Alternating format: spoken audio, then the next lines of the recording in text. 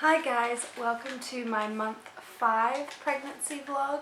So today I'm going to be talking about weeks 18 to 22, so on the cusp of week 23. I'm actually 24 weeks today, so I should have filmed this video a week ago, but things have been a bit crazy.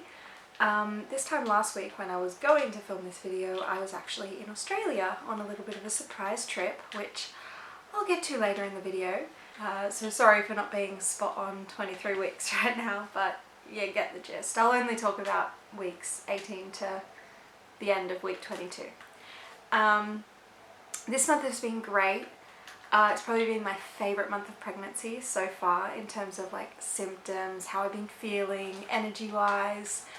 And it's been exciting. I had my 20-week Anomaly Scan this month and it was just so cool to have a look at baby, just so well formed and beautiful up on that screen. So yeah, that was probably the highlight of this month. I also started feeling baby move for the first time this month, so that has been super exciting as well. I'll get to all that in a moment.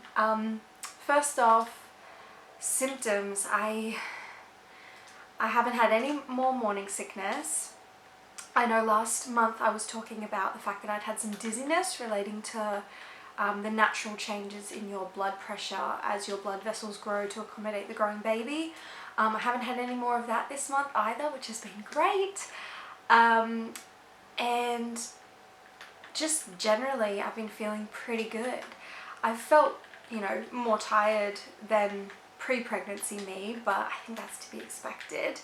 But nothing too outrageous, nothing that's a big deal, so I feel like this month has been quite good on the symptoms front.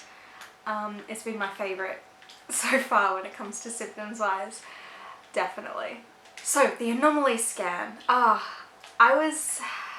think any expectant parent will understand the nervousness that comes before it. Even if you have no inkling that anything could be wrong, I think there's always going to be that natural nervousness that you're going to turn up and look at the screen and the doctors or the sonographers are going to say that there's something wrong.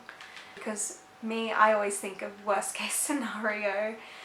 So I was very relieved when everything looked normal and they sent us away with, you know, our list of measurements and all that kind of thing, and said baby looked healthy and all of that. So I was very pleased. I felt very lucky, and because I know that's not always the case, but it was just amazing. I'll show you some of the sonograms we got actually.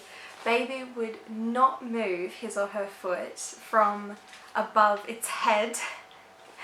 It just would not move. It took about 5 times when they were trying to get the spine measurement, and they've got to get like the baby to straighten out so they can get a measurement of the straight spine. Well, not completely straight, but you know, a full measurement of the spine. And baby did not want to move, curled up with a foot over the head, and just, yeah. They got me to get up about 4 different times and move around the room, dance around a little bit. In addition to that, there was, you know, lifting the hips off the table and moving backwards and forwards to try and get baby to turn, but just wasn't working. In the end, we got baby to straighten out just enough to get the spine measurement, but apart from that, baby was not having it. Obviously, where we don't know what gender baby is, we're not going to find out. It's not something that is important to us. We just never imagined finding out. I know a lot of people love to know so they can go and buy all the boy or girl things, but that's not really a concern for us. Yeah, I'll show you some of the photos. They're so cute. How cool is that? And with baby with the foot over the head. Just ridiculous. Crazy.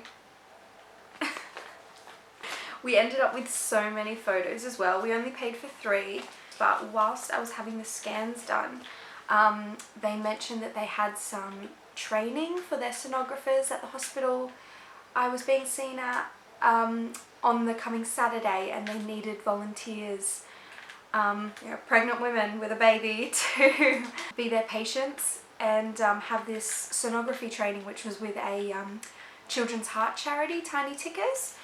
And they asked me if I would like to volunteer, and I said sure. I didn't have anything on the Saturday, so they gave me 10 extra photos. And then when I went on the Saturday for the sonography training, and literally spent 20 minutes of my time being a pregnant belly for them to practice on, which was really cool because I got to see extra stuff with the heart. But then they gave me an extra 3 photos at the sonography training as well, so I've ended up with an abundance of sonography scan photos. But it was amazing. It was a really cool moment, and it actually leads into me feeling the baby moving and kicking for the first time this month. Before the scan, I was like 90% sure that I'd felt about three different movements. I mean, I was pretty sure, but as a first time mum, I wasn't completely sure what I was looking for, really. I'd heard people describe it as kind of like popcorn, and I'd felt one movement like that. Was it 2 movements like that? I think 2 movements like popcorn, popping. And then I also felt another thing that felt like, the only way I can describe it is, you know when you're watching the swimming on TV and the swimmers do that underwater tumble at the end of the pool to turn around and do the next lap? It felt like that.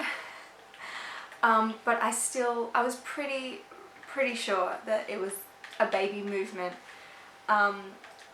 But because I didn't know what I was looking for, I wasn't about to say with 100% certainty that that was me feeling the baby move. But when we were having the 20-week scan, we actually saw a baby kick on the screen twice while I was in there, and I felt the movement with it, which was that popcorn feeling.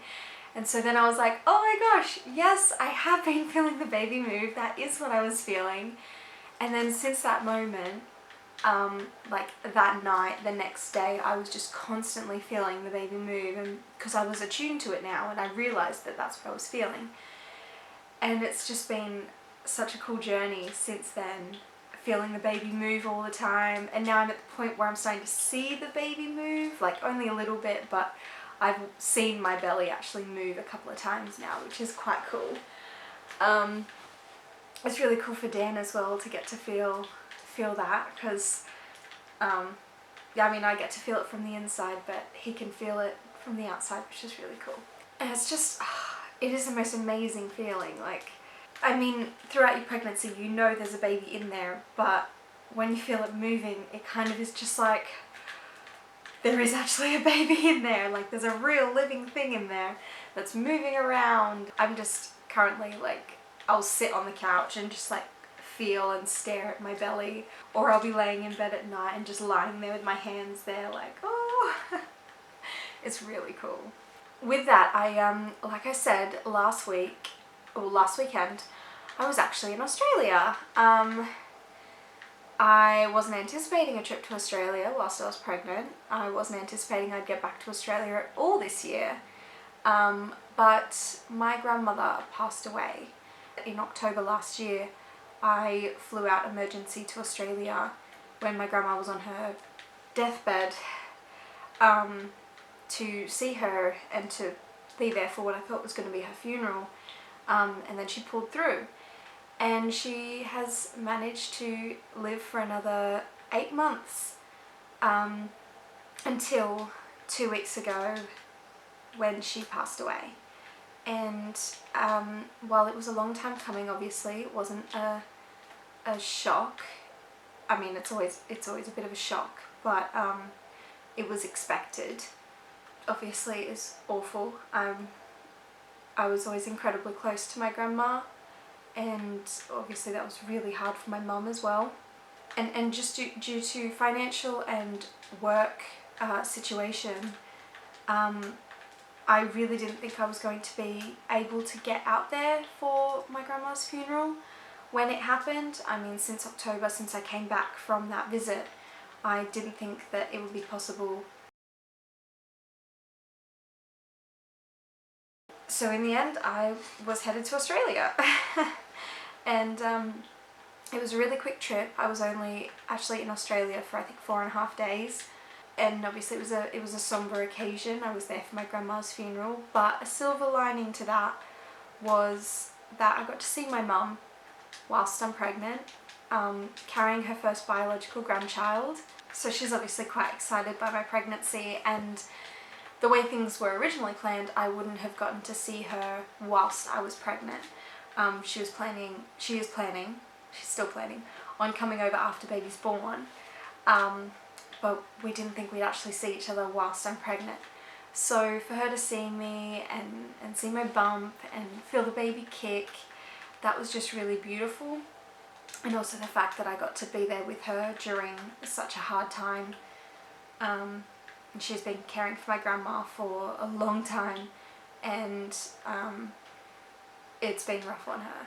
So that was a silver lining. I also got to see, you will have heard me mention in my other pregnancy vlogs as well, that my 2 best friends are pregnant as well. One of them's 5 weeks ahead of me and the other is 12 weeks ahead of me. And it was just so beautiful to be able to see them and have lovely bumpy hugs and feel each other's babies moving, and it was just beautiful. It was really beautiful. So that was a silver lining on a very somber trip. A very uncomfortable trip as well, travelling at 5 months pregnant, long haul from the UK to Australia. Whew! It wasn't that bad, and health-wise it's absolutely fine. I talked to my doctor beforehand, and he just advised, you know, the regular things that you're meant to do on an aeroplane, you know, drink lots of water, move around, and he suggested wearing compression DVT socks.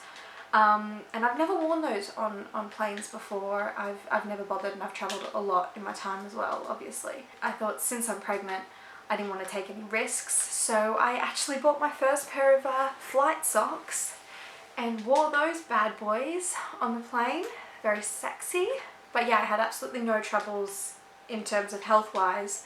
Bit uncomfortable on the plane, obviously. Like, it's hard enough to get comfortable in a bed right now. So getting comfortable in an aeroplane seat is, yeah, not fun. My first flight as well, from Heathrow to Hong Kong, I was stuck in a middle seat where there were no other seats available on a full flight, and no one around me wanted to switch to let me have an aisle seat because, you know, as a pregnant woman, I needed to get up and down to the loo quite a bit. The people on either side of me, when I explained my situation, were like, oh yeah, you know, don't worry about asking us to get up, you know, you can go to the bathroom whenever you want. And then of course they promptly fell asleep, and then weren't too happy every time I asked to get up to go to the loo, so I stopped asking. So I think in a 15-hour flight, it was meant to be 13 hours, but we were delayed 2.5 hours, so we were sat on the tarmac during that time, so it stretched it out that I was in that seat for 15 hours. I went to the bathroom 4 times, and for a pregnant woman, that was quite a feat and quite uncomfortable. They also both took the armrests, so I was sat in the middle seat like this for 15 hours, which was great. But we got there and it was fine. I was much luckier on my flights on the way back. I had aisle seats both times and a spare seat next to me, so that was fantastic. But yeah, overall the trip was fine. A long journey, it's always a long journey, and just a little bit more uncomfortable as a pregnant woman, but apart from that, no big deal. Also this month we made one of the biggest purchases for baby, which is our car seat, the infant carrier car seat. Me and Dan have discussed already, well, we discussed straight away. We're both very environmentally minded. We both don't consume a lot of things. We're not huge consumers. I buy all my clothing secondhand, and most of my other items that I own secondhand, my phone, my laptop, all that kind of thing. I just prefer to buy secondhand because I feel like there's already so many resources out there in our world that are being thrown away so quickly for the newest model, and I I just feel like if I'm purchasing items secondhand, then they're not going to landfill, and they're being used, they're not going wasted.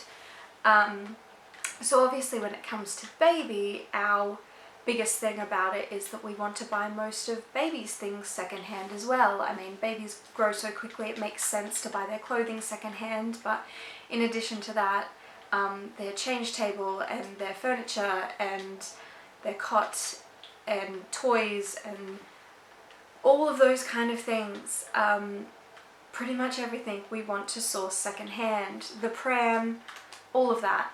And there's so much out there because people use baby things for a short time and then get rid of them. And luckily a lot of people try and sell them online. So we're having no trouble at all buying secondhand items.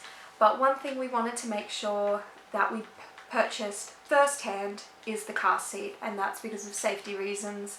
I mean, it's recommended by all the authorities that you buy your car seat firsthand because you never know whether it's been in an accident or not. And even the smallest accident can lead to tiny fractures in the structure of the car seat, and you don't want to risk your baby's safety. You can't tell from looking at a car seat whether it's got internal damage, so firsthand it is for an item like that. So we ended up going with the Cybex Cloud Z, which is their newest model, and we're so happy with it. We can't wait to install it in our car. We bought that car seat because it's got the newest safety standards. Its base is a swivel base, so when you click it into the car, you can actually click it in facing you to strap the baby in, and then turn it, you know, backwards or forwards into the correct position for driving. And then you can clip it out with one touch of a button, which is, you know, great for parents on the go. And then you can also fit it into a lot of different strollers. So I figured it all out, and it's going to be quite an easy travel system for us. But it's just exciting to start making those bigger purchases as well. I know it's going to be hard as we get closer and closer to the birth. Lots of people are going to want to buy us presents, and we want to keep baby's stash pretty minimal and also as sustainable and environmentally friendly as possible. But at the same time, it's lovely that people are excited and want to buy baby gifts. So that's probably going to be a sensitive bridge to cross. I don't think I have anything else to say for this month. Like I said at the beginning, this has been an amazing month in terms of my pregnancy. I'm absolutely loving being pregnant at this point. I feel good. Yeah, it's just been an exciting month, what with the scan and feeling baby move. Those have been some amazing highlights. So yeah, this month has just been quite wonderful, really. I mean, obviously my trip to Australia and what came with that was pretty somber, but like I said, it was a long time coming, and while that doesn't make it any easier emotionally, it does give you a bit of preparedness to deal with it. And of course it came with those silver linings of seeing my family and friends down there. Yeah, overall a really lovely month, and that's about it. I'll show you the bump now. Oh, it's getting more and more uncomfortable to move. So there we go. The bump is getting bigger each week. It is really cool having a bump. I am loving it, I must say. Yeah, it's feeling quite tight and compacted as well. Everyone I've spoken to who's seen my bump has said I'm carrying quite compactly. I'm like, oh, I don't feel like that all the time, but okay. I've just gotten as well a pregnancy pillow to help me get comfortable sleeping at night. So, and to make sure I don't end up on my back, because there's been quite a few times that I'm waking up and I'm on my back, and that's not great because it cuts off blood circulation and therefore oxygen to the baby. So having this pregnancy pillow will help me lie correctly, lie comfortably, and stop me from rolling onto my back, which is great. So I've just got that, so I'll let you know in next month's video how that's been going. So until next month, thanks for watching, and I will talk to you when I'm a little bit more pregnant. Bye guys.